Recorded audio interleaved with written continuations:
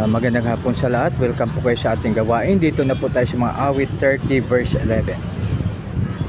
Pinawi mo itong aking kalungkutan.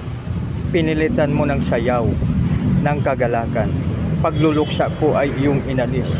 Kaligayahan ang iyong ipinalit.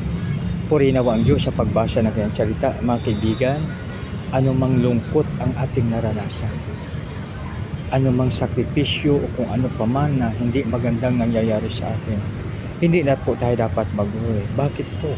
Sabi ng ating salmista, pinawi mo itong aking kalungkutan, pinilitan mo ng sayaw ng kagalakan. Pagluluksa ko ay iyong inalis.